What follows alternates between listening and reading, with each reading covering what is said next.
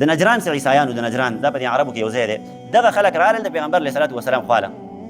او یو وفد په څه مقصد باندې راغلي ځکه دلته اسلامي حکومت او هلته د عیسایانو حکومت نو بس خلک به وفدونه به تلل راتلل د یو حکومت نه بل حکومت نه نو شپېته کسانو وفد راغی د پیغمبر علیه الصلاة والسلام په حضور کې حاضر شو د پیغمبر علیه الصلاة والسلام خدمت کې حاضر شو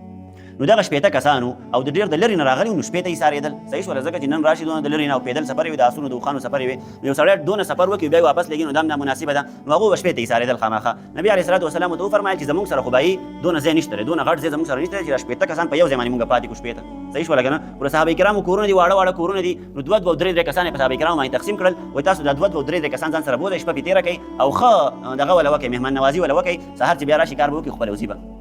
نو دغه عیسایان دغه شو یاره دوی وایي چې مونږ خو د یو بل نه جدا کېږو نه صحیح شوله که نه او دا مو ته پته وه چې دا مسلمانان خو ډېر تبلیغ والا خلک دی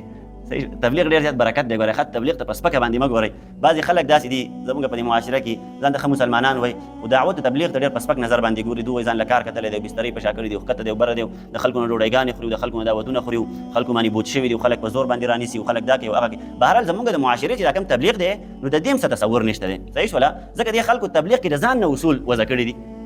د ځان نه یې پکې طریقې را ایستلې دي دا کار دی او هغه کار دی او دا دی لکه په خلکو باندې سختي کول تاسو ته وایي پیغمبر د اخلاقو د وجې نه خلک مسلمانانېږي زما او ستا د اخلاق داسې اخلاق دي چې مسلمان هم کم از کم جومات ته رانوستو نو په دې اخلاقو باندې خو دعوت تبلیغ نه کېږي بهرحال مطلق دعوت تبلیغ چې کوم دی په دین اسلام کې د هغې ډېر غټ حیثیت دی بهرحال دغه عیسایانو وایي چې دا مسلمانان خو ډېر تبلیغیان خلک دی او ډېر دعوت والا خلک دی نو که زموږ د ملګري جدا جدا شي نو چې سهار راځي ټول به مسلمانان کړي ادوه چې کوم بوتل هغه به هم راشي مسلمانان به او دلته په مانځه باندې ودرېږي دا نور چې رالي دا دوه درې دا به مسلمانان شوي نو دا خو به غټه مسله جوړه شي نو بهرحال په دې خبره باندې ونښتل چې موږ د یو بل نه جدا کېږو نه موږ که دلته پاتې کوئ زموږ مهمان نوازي کوئ او زموږ هغه حق چې کوم دی هغه موږ له راکوئ نو بهرحال موږ په یو ځای باندې پاتې کېږو پیغمبر علیه الصلاة والسلام ورته وویل چې ټیک ده تاسو په یو ځای باندې پاتې کېږئ خو هغه زموږ سره صرف جومات دی بس جومات مسجد نبوي غټ کلاو پراخه ځای دی په هغې کې تاسو شپېته واړه کسان پاتې کېدلی شئ دوی وایي چې بس ټیک ده په جومات کې هم پاتې کېږو خو په یو شرط باندې شرط هم دا دی چې ګورئ زموږ په عبادت کې به ګوتې نه وهئ دا اوس عیسایان پیغمبر ته لګیا دي ګورئ سختې سختې خبرې کوي صحیح شوله که نه جومات کې پاتې کېږم خو زما په عبادت کې به ستا کار نه وي ځکه زه به بیت المقدس طرف ته لمونځ کوم صحیح شوله که نه زموږ چې کومه طریقه ده په هغه طریقه باندې موږ خپل عبادت کوو نبي علیه الصلاة والسلام ورته ټیک ده تاسو زموږ مېلمانه یئ تاسو چې په څه طریقه باندې عبادت کوئ خپل عبادت کوئ تاسو باندې هېڅ قسمه پابندي نشته دی نو بس دغه اجازت یې ورکړو دغه عیسایان چې کوم دا په مسجد نبوي کې شپېته پاتې شو بیا ماسخوتن ټایم وروسته صحابه کرام رالل نو هغو په دغه واقعه کې نه په دغه موقع باندې دو خبر نه و چې یاره د دې عیسایانو د پیغمبر سره داسې خبرې اترې شوي دي داسې وعد وعید شوي دي نو دوی ته خبر نه و نو دغه صحابه کرام چې کله رالل نو عیسایانو بیت المقدس طرف ته مخ کړی بیت المقدس طرف ته یې لمونځ کوو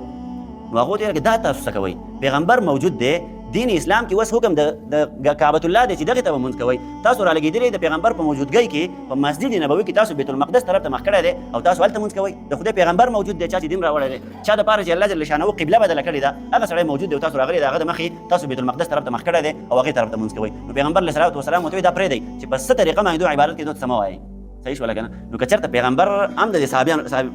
صحابو ملګرتیا کړې وي چې او که نه لکه تاسو دا څه کوئ تاسو دا څنګه عبادت کوئ که پیغمبر چېرته زما او ستا په شانته خدای مه کوه او العیاذ بالله که زما او ستا په شانته اخلاق یې وی نو بیا خو عیسایانو ته دا اجازت نه ورکوو چې تاسو به لا اوس په خپله طریقه باندې زما په جومات کې عبادت کوئ بیا خو ما ته په جوماتونو باندې خپلې دعوې هم کوو که نه دا زما جومات دی جومات پکې چا راوستی دی چې دا د چا جومات دی دا د چا جومات دی دا د مسلمانانو جومات دی صحیح شوله که نه دا د ټول قوم جومات دی ټیک شوله نو پیغمبر دا خبره هم ونه کړله چې لکه دا خو زما جومات دی مسجد نبوي دی دا خو ما جوړ کړی دی زه د خدای پیغمبر یم تاسو به څنګه اوس زما په موجودګۍ کې تاسو به رالګئ د بیت المقدس طرف ته لمونځ کوئ نه چې دغه کار یې ونه کړو او ډایرکټ بس هغو چې څه خبره کوله پیغمبر ورته ټیک ده بس تاسو په خپله طریقه باندې عبادت کوئ چې څنګه عبادت کوئ هغه تاسو ته اجازت دی دغه عیسایانو خپله شپه وکړه په هغه ځای کې ښه د صحابه کرامو سره ښه ګپې شپې ولګولې ښه د پیغمبر نه خوشحاله د صحابو نه خوشحاله سهار په خپل سفر باندې ووتل ایسته لاړل نو دغه دین او دغه تعلیم دا دین ما ته دغه تعلیمات راکوي چې لکه داسې اخلاق جوړ کړه صحیح شوله که نه او بیا دغه دین چې چا راوړی دی هغه پیغمبر څونه د لوی پایې دی د هغه سره چې کوم صحابه دي هغه څونه د لوی پایې دي صحیح شوله که نه نو بهرحال مقصد او غرض د خبرې دا دی چې اخلاق زموږ او ستاسو داسې برابر شي چې زما او ستا د وجې نه ګورئ د دین نه خلک ونه ټکېږي کم از کم صحیح شوله که نه